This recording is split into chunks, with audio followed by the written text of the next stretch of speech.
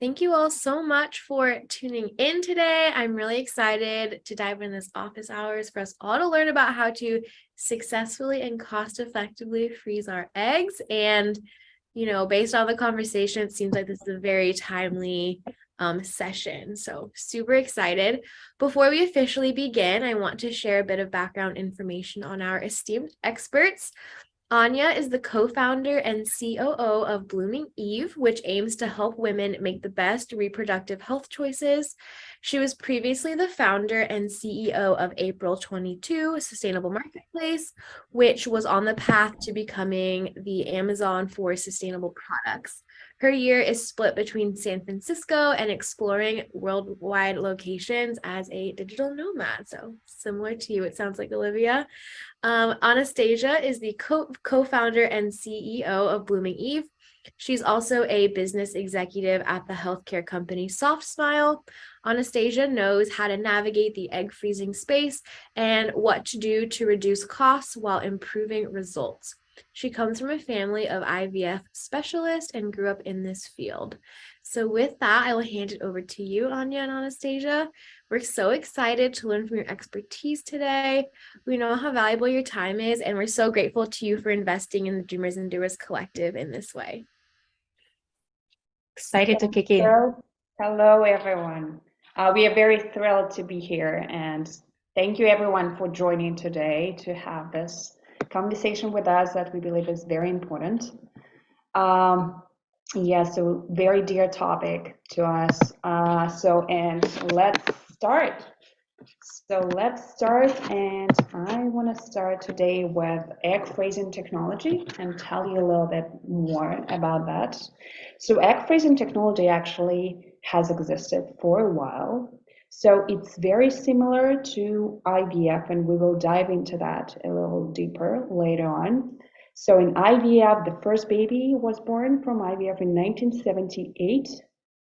And so basically the major difference between egg freezing and IVF is at the very late stage of the process, the eggs are frozen instead of fertilized with a process that is called vitrification, which is the fast freezing of the eggs. And what it does, it basically helps to preserve the cell and the egg intact, so that you can preserve your reproductive ability at the age when the egg is frozen. So ASRM, this is American Society for Reproductive Medicine, released experimental status from egg freezing in 2013. And since that, it's used for many different reasons. Before that, it was used as well, but mostly for cancer patients.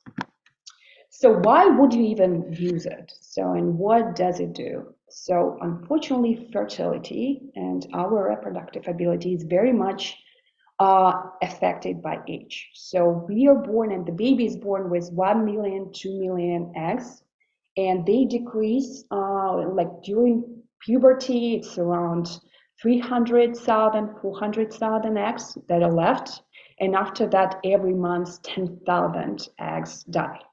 So besides that, the quality also deteriorates over age. So what it means, the quality, that means that the ability of the egg to create the healthy baby, that also is affected by the age. So when that affects also your chances of getting pregnant and having healthy kids. So that's why the egg freezing technology actually was created to basically help you to preserve the chances that you may have at the age when you freeze your eggs, and preserve them later on when you actually decide to start your family. So there are multiple reasons why you may decide to use the technology. I will share my personal ones. So when I was 30, I broke up my engagement. I studied business school, so I invested a lot in my career. And that's why it was clear to me that I'm not going to have kids in the next few years. But I always wanted that, so that's why I consider that technology for me. So you may have your own reasons. And one of those may be some medical issues, for example, with the endometriosis. Endometriosis with multiple surgeries, there is a risk of damaging reproductive ability, and in that case, it's medically prescribed to go with the procedure. So what is the difference? So we mentioned egg freezing is very similar to IVF, uses similar technology besides the very end of it, but how is it different? Why not just to go with the IVF? So the reason is that if you choose to do IVF at the late age when you decide to have kids, so the chances and the costs are gonna multiply. So the chances are much lower. It's hard to, because of this egg quality and egg quantity, is really hard to get pregnant, even with IVF at the age of 40, versus like 35 or 30. And also the costs are high because you may need more procedures. It's not impossible. I want to be very clear. So it's not impossible. And it doesn't close the doors for you, but it just gives you this peace of mind and insurance for the future if you decide to go with this. So how does that work? There is a common misconception that so the eggs that are used during the egg freezing or IVF, they basically affect your menopause and then move you closer to menopause. There was an article about that. I don't remember who was that, Kelly Jenner or someone else mentioning that. So this is not true. So what happens every month, you have one egg that ovulates, and all other follicles that you have, they just die. So what egg freezing in IVF does, it basically uses the medication hormones that are used in your body, but just in much bigger volume, to stimulate these follicles to grow to the certain size so that they can mature and they can be harvested and frozen later on. So this process takes, on average, it takes 2.5 weeks. So it starts with a consultation. So the consultation, what happens during the consultation? The doctor takes a blood test and measure different hormones. They do the ultrasound check to make sure that everything is fine. So they also measure with the ultrasound, they measure your ovarian reserve, or how many follicles are there who can be potentially harvested during the procedure. So the next stage, then you also decide when you're going to start your cycle. So usually the cycle or the medication itself and stimulation starts at the second day of your period. So you do the injections, the medical injections, so twice a day on average, in the morning and in the evening. And every 2 or 3 days, you also go to see fertility specialists, so for monitoring appointments. Why it's needed? So during monitoring appointments, they also check your blood test and they do ultrasound to make sure first that the medication works correctly, that you have no risk of any complications, that the follicles are growing with the right speed, and and that you can proceed with the treatment. That first. And second is also to determine when actually the retrieval in the surgery will take place and when you should take a trigger. So this 10-12 days, you are taking injections, as I said, you're going to see a doctor. So, and when they see that the follicles grew to a certain size, you do another injection, which is called a trigger, which basically stimulates this ovaries, these follicles to ovulate. And in 36 hours precisely, you would have your retrieval. So what is retrieval? You go in the morning to see a doctor. So you have a very simple surgery under general anesthesia. It takes 10 minutes. It's very simple.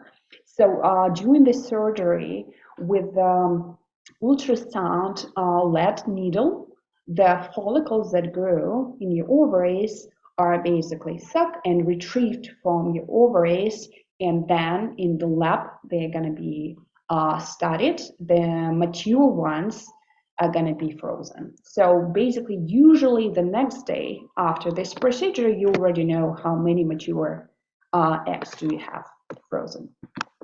So how many eggs to freeze? This is a very common question. First, how many eggs to freeze? How many I'm gonna get? So this is very personal. That depends a lot on, so it varies a lot. But on average, it's 10, 20 eggs that are retrieved during one cycle. So, and there is natural attrition. So we are talking about egg freezing. Egg freezing is a good, amazing technology, but it's not a guarantee. And that's very important to understand. So there is a natural attrition during the process that from this, let's say 17 eggs that you get, you have a very high chance of getting one baby. And why it's happening? So that's, you have frozen eggs, then they are thawed, and not all of them are gonna thaw. So then not all of them are going to be matured, so will grow to the certain development stage. Not all of them, as the same way with a natural pregnancy, not all of them are going to be fertilized. And even those that are not, that are fertilized, not all of them will grow to the development stage when they can be transferred to the uterus. So all these things lead to the fact that that's the reason why most of the doctors recommend to have at least 20 eggs frozen to have pretty high chances of having a baby. So the cost is a very important consideration, and they vary a lot. So usually fertility centers are talking about the cost per the cycle, and it's very important to understand what is included in this cycle. So usually the cycle includes all your monitoring, like blood tests, ultrasounds. It includes your anesthesia and retrieval. It also includes 1 year of storage, usually not full clinics. It's important to understand that, but it doesn't include medication. So all the prices that you see on the websites of the clinics or whatever they mention, that doesn't include medication. Medication is a separate additional cost. So why it varies so much? First of all, there are clinics that are basically optimizing the costs in terms of they utilizing nurses instead of the doctors, and that's the way how they make the costs lower. So it's not always the highest quality clinic. There are clinics, and we are partnering with some of those who are decreasing the cost by automating the embryology lab, because like most of the major part of it, it's the salary of the staff, so professionals and embryologists. So in some of the clinics made it possible to make the price lower by automating that. So medication could be anything from $2,000 to $20,000. And again, why it's such a huge gap here? So first of all, different people need different volume of medication. So let's say if you have PCOS, so you may need less hormones because you already have a lot of follicles. So you don't need a lot of their stimulation to grow them. And opposite, if you have diminished ovarian reserve, you may need more medication to have better effect on the treatment.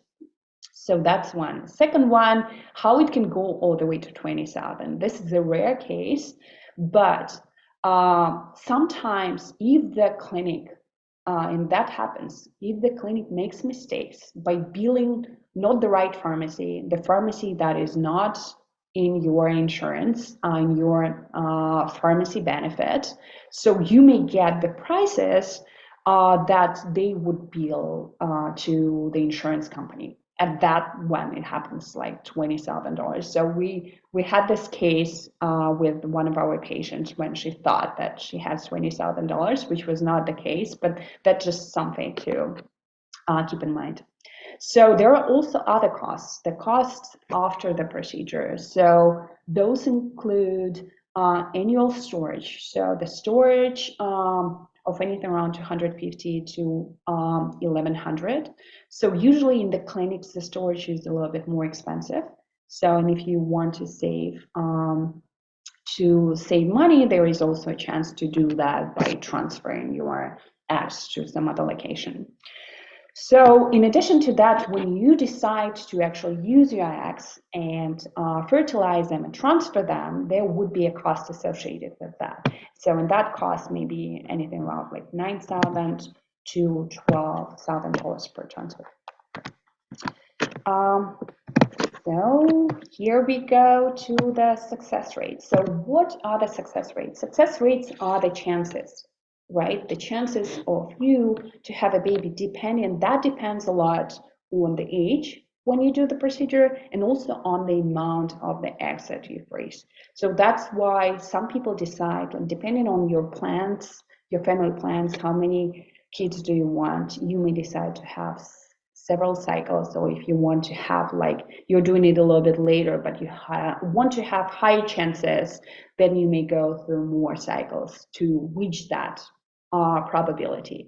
So it's always possible. So you can go through the procedure, don't reject it if there are some numbers, people say 35, and you may think that it's you are too late to do the procedure. That's not true, but you should keep in mind that for you it may take longer, it may take more cycles.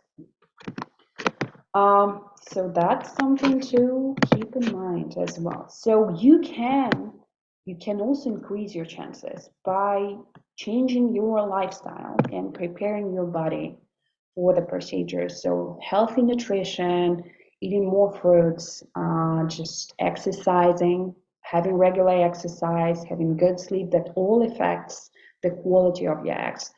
So the stress, I don't know, plastic even. So there are studies showing that using plastic actually affects the quality of the eggs during IVF procedure, and that is all basically scientifically proven facts. So you can help to make the results better by changing some habits and lifestyle habits. So yeah, we said no showers. Of course, you can shower. That's not the case. So here I just wanted to show you how clinics differ in terms of the success rate and costs. And you can see that some clinics, and this is by age, so how it varies from clinic to clinic and by age and also by price. So you can see that some clinics have similar success rates but very different costs. So, and it's good to know about. So cost is not always the indicator of high quality. So what to look at when to choose the clinic besides high success rates? And clinics usually publish this as something that clinic have to do for industry bodies, the regulators.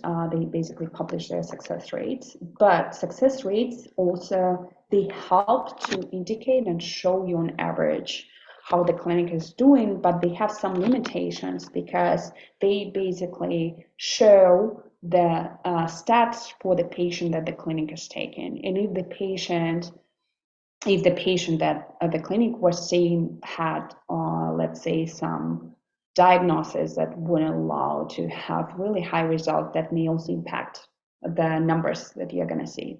But on average, this is a good indicator to look at. So there are some clinics like Kindbody. So here at the graph, you can see Clinic 7 and Clinic 8. They don't have success rates. Why is that? So the information about success rates, it's actually published with a lag of maybe 2 years. So those are the data for 2020.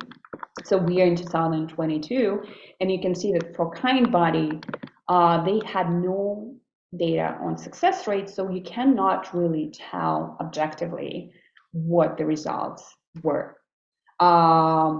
So, and this is something to keep in mind, that new clinics may not have this data that is helpful, but there are other ways to decide on the clinic. First of all, one of the main factors as well to understand whether the clinic is good or bad is how good the doctors are, what qualification do they have, what schools did they go to.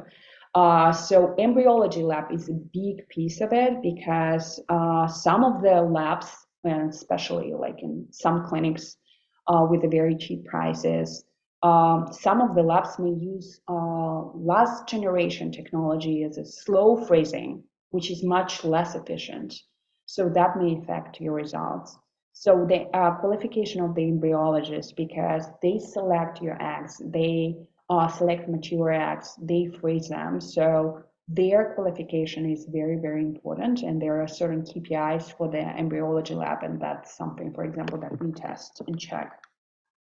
So yeah, that's something to keep in mind. So a little bit about what we do. So we are an end-to-end support and concierge service. So what we do, we help you to optimize the cost and make sure that you get the procedure on your budget. We also help to guide and find the clinics for you that satisfy your budget requirements, as well as other preferences that you have, including location.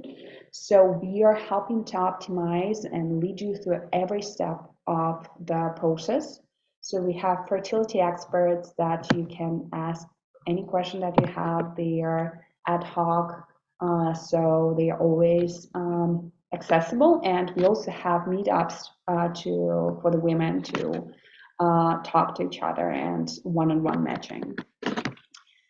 So yeah, I think, yeah, so this is just one of our patients that shared her experience with the clinic. So sometimes it is, and we all know it's very sensitive. It's very important decision that we are making, and we want people to acknowledge that. We want to feel that support, and it's not always what we get from the clinic.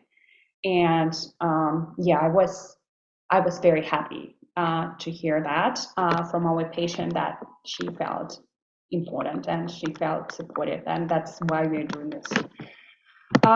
Yeah, so, and if you have now, I will open up the floor to the questions. So if you want to start the process, if you have any questions, please drop a message to my email. And yeah, and thank you so much for being here and thinking about it. And this is a very important step, and I'm very proud for all of you. Thank you. Amazing. Thank you so much for this informative session. We are so grateful. If anyone has any questions, feel free to unmute yourself and jump right in, or share a question in the chat.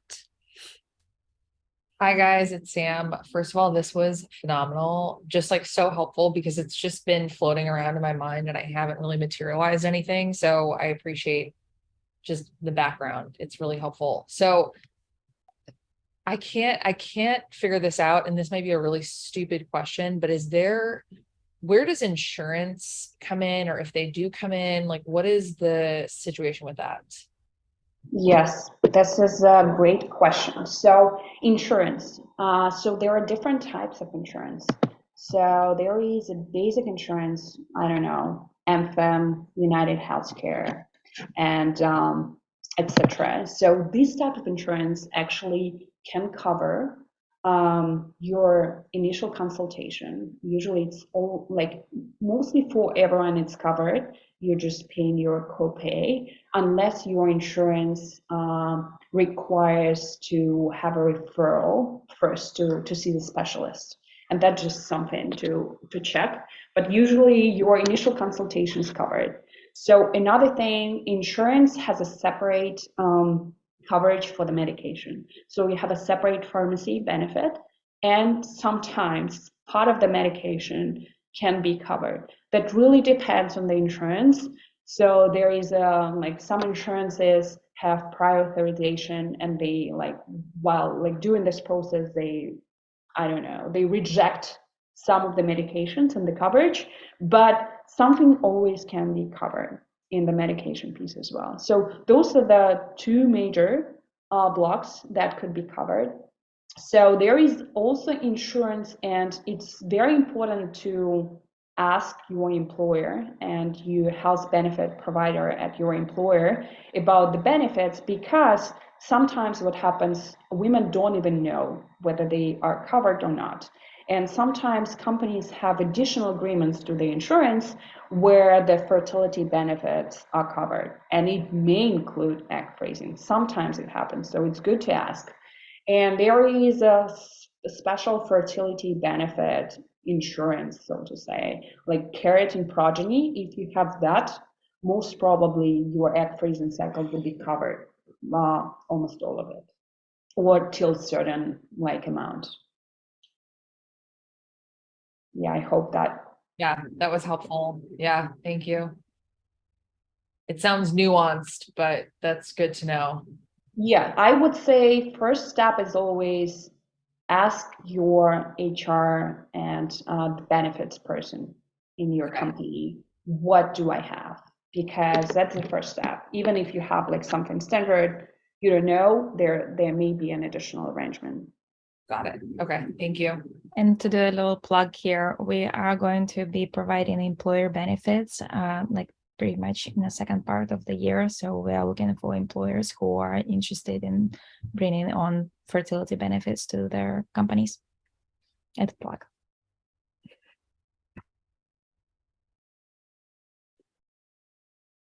Amazing. Yeah, so also girls, if you have questions after, maybe you have some follow-up questions, please reach out. I'm gonna ask, someone asked about the email. Oh yeah, so my email is in the chat. So please reach out. We are happy to help. Thank you so much for offering yourselves up as resources. So grateful for you. We have a comment in the chat. I've been hearing a lot about companies dedicated to loans for fertility treatments. Do you have thoughts on that? So that really depends on.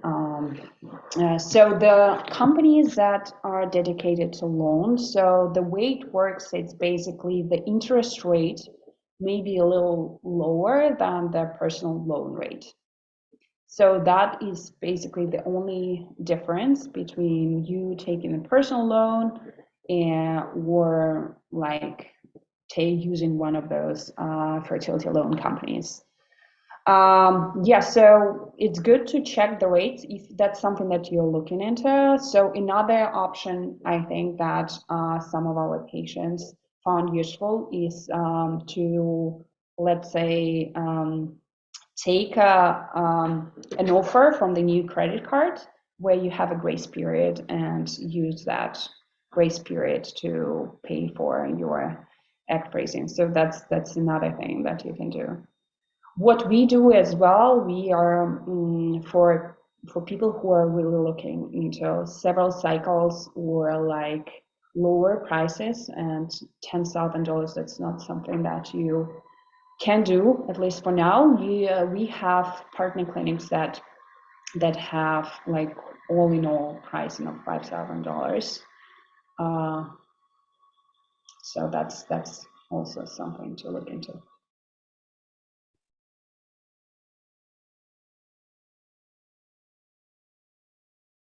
Anyone has any additional questions, feel free to jump in, unmute yourself, or drop it in the chat.